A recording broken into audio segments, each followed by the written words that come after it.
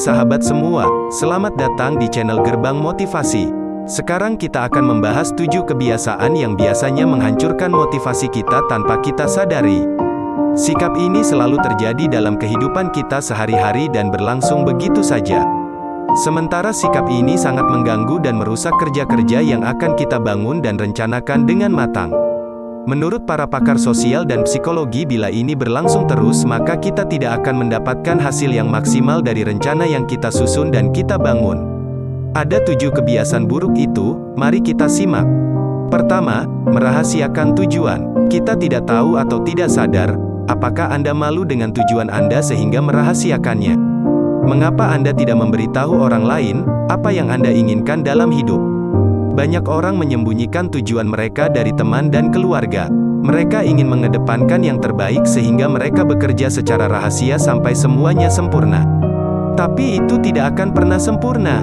Menyembunyikan tujuan Anda dapat merusak motivasi Anda. Mungkin Anda mengira Anda adalah serigala yang sendirian. Tetapi itu tetap sulit membuat Anda termotivasi. Anda seperti setiap orang sukses lainnya, membutuhkan orang lain untuk mendapatkan dukungan, inspirasi dan motivasi. Bagikan minat Anda dengan teman dan keluarga. Tunjukkan pada mereka tujuan yang ingin Anda capai. Karena Anda membutuhkan orang-orang yang percaya pada Anda. Dengan dukungan mereka, Anda dapat bertahan melalui masa sulit menghadapi rintangan yang mengintimidasi dan mencapai impian seumur hidup Anda. Kedua, melakukan multitasking. Banyak orang mengira mereka bisa melakukan banyak tugas sekaligus. Anda ingin mencapai semua tujuan Anda secara bersamaan. Tapi ada sesuatu yang tidak Anda ketahui, multitasking memiliki dampak negatif pada motivasi Anda. Mungkin Anda multitasking di tempat kerja Anda, mengirim email, membuat presentasi dan mengisi formulir secara bersamaan. Anda pikir itu produktif, padahal Anda melakukan lebih banyak kerusakan daripada yang Anda sadari. Multitasking adalah solusi jangka pendek yang akan menciptakan masalah jangka panjang. Setiap kali Anda melakukan banyak tugas, Anda membagi perhatian di antara 3 pekerjaan berbeda sehingga cenderung menimbulkan kesalahan yang canggung dan penyimpangan dalam penilaian. Anda membagi perhatian Anda juga akan memperburuk kinerja Anda, meskipun kuantitas pekerjaan meningkat, tetapi kualitas pekerjaan jauh lebih buruk. Disinilah multitasking benar-benar merusak motivasi Anda untuk mencapai tujuan jangka panjang.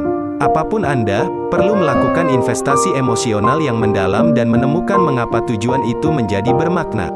Dengan begitu Anda dapat memotivasi diri sendiri untuk bekerja keras dan bertahan melalui kegagalan.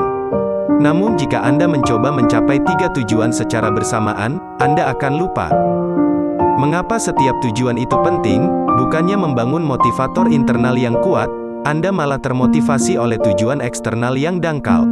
Anda ingin terlihat baik di depan orang lain dan ingin disukai atau dicemburui. Ini mungkin menginspirasi Anda untuk bekerja, tetapi itu tidak cukup kuat untuk mempertahankan motivasi Anda dalam jangka panjang. Jangan mencoba untuk mencapai semua tujuan Anda pada waktu yang sama. Pilih satu tujuan jangka panjang dan berikan perhatian 100%. Dengan begitu Anda dapat berinvestasi lebih dalam pada tujuan yang paling Anda minati. Ketiga, kurangnya inspirasi. Kita sering lupa betapa pentingnya inspirasi. Seberapa sering Anda mengumpulkan ide-ide baru? Apakah Anda mengekspos diri sendiri pada pendapat dan perspektif yang berbeda untuk menciptakan motivasi Anda? Perlu menemukan sesuatu atau seseorang yang bisa memberikan inspirasi. Anda dapat membangun motivasi yang cukup untuk mencapai tujuan apapun, tetapi Anda perlu menemukan sumber inspirasi dalam hidup. Misalnya, setiap orang memiliki tujuan pribadi, tetapi hanya sedikit orang yang memiliki motivasi untuk mencapainya. Mengapa? Karena kebanyakan orang tidak tahu bagaimana menginspirasi diri mereka sendiri. Anda menginginkan motivasi dan mencapai tujuan, tapi Anda tidak akan pernah mendapatkan kesempatan itu, kecuali Anda mengekspos diri Anda pada pengalaman yang berarti. Pengalaman yang berarti bisa berupa apa saja. Terkadang itu adalah percakapan yang baik dengan orang asing, pendakian yang sulit ke puncak gunung atau perjalanan darat melintasi negara. Setiap pengalaman baru bisa bermakna, karena setiap pengalaman mendorong Anda untuk melihat dunia secara berbeda. Untuk tetap termotivasi, jangan puas dengan pengalaman yang sudah Anda miliki dan informasi yang sudah Anda ketahui. Carilah inspirasi dalam hidup Anda dengan membaca buku yang menantang pemikiran Anda. Dengan cerita yang kuat dan emosional. Bicaralah dengan orang-orang yang pendapatnya bertentangan dengan pendapat Anda dan cari tahu mengapa mereka berpikir seperti itu. Tanamkan kebaruan kreasi dan hasrat ke dalam hidup Anda dan cobalah untuk terhubung dengan dunia sekitar. Anda tidak hanya akan memperluas pemahaman tentang dunia tetapi juga akan menemukan semua jenis inspirasi. Saat Anda terinspirasi hari demi hari, Anda dapat mencapai hampir semua hal yang Anda butuhkan. Keempat, latihan yang monoton. Anda memiliki tujuan yang ingin dicapai. Apapun tujuan itu, Anda tahu hanya ada cara untuk mencapainya. Anda perlu berlatih setiap hari. Anda perlu mengambil langkah kecil menuju suatu tujuan. Tapi inilah masalahnya, banyak orang berlatih mencapai tujuan mereka. Tetapi mereka kehabisan motivasi sebelum mencapai sesuatu yang substansial. Mereka lelah berlatih, disiplin diri mereka hilang dan mereka melupakan tujuan yang ingin mereka capai. Jadi bagaimana Anda menjaga motivasi saat Anda mengejar tujuan jangka panjang? Kuncinya adalah variasi.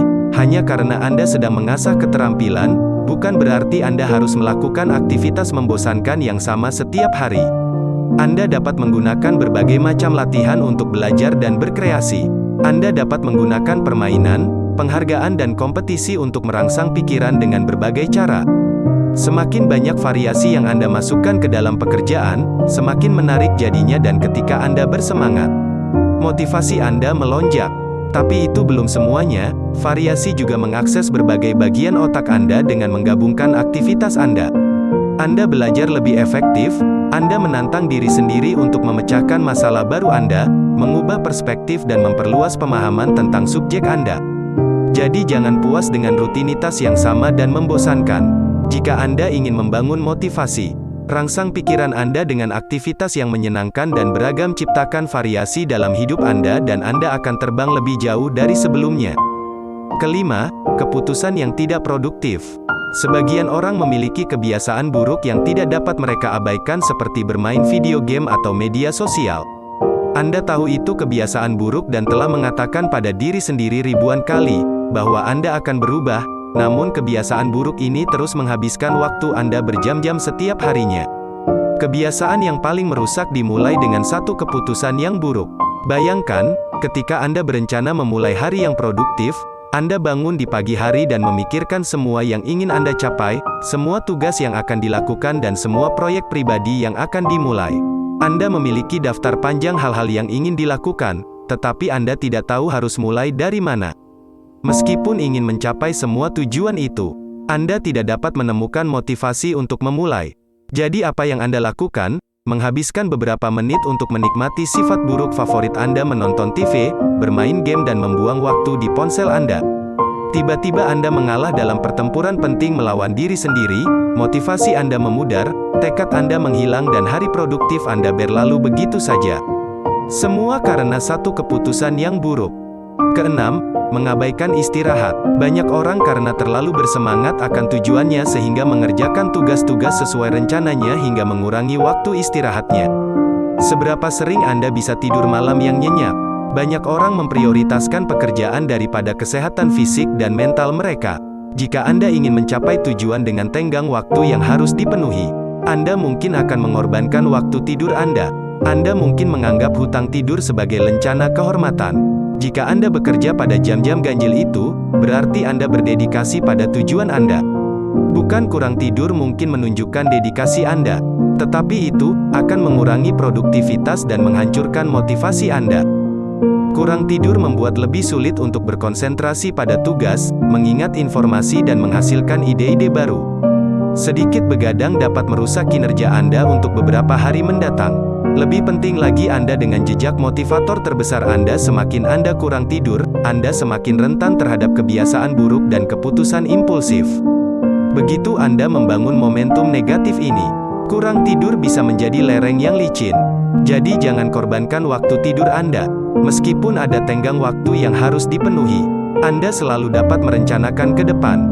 Ada banyak strategi yang dapat digunakan untuk mengatur waktu dengan lebih efektif. Dengan begitu Anda dapat mencapai tujuan yang lebih tinggi dan tidur nyenyak setiap malam. Ketujuh, membangun tembok. Seberapa sering Anda menunda-nunda? Apakah Anda mengabaikan tujuan, sampai menjadi tidak mungkin untuk dicapai? Menunda dapat merusak motivasi seseorang karena akan mengalihkan perhatian Anda dari tugas yang ada, menghujani momentum dan mencuri perhatian Anda. Penundaan itu seperti membangun tembok di sekitar tujuan Anda. Setiap kali Anda menunda, tembok itu menjadi sedikit lebih besar seiring waktu.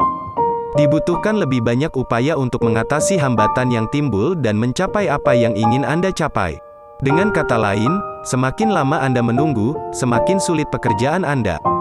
Kebanyakan orang tidak menyadari kerusakan yang mereka lakukan setiap kali mereka menunda-nunda. Jadi teknik apa yang dapat Anda gunakan untuk berhenti membangun tembok yang tidak dapat diatasi di sekitar tujuan Anda? Untungnya ada beberapa alat yang dapat digunakan untuk mengekang penundaan. Mulailah dengan menghapus semua gangguan dari lingkungan.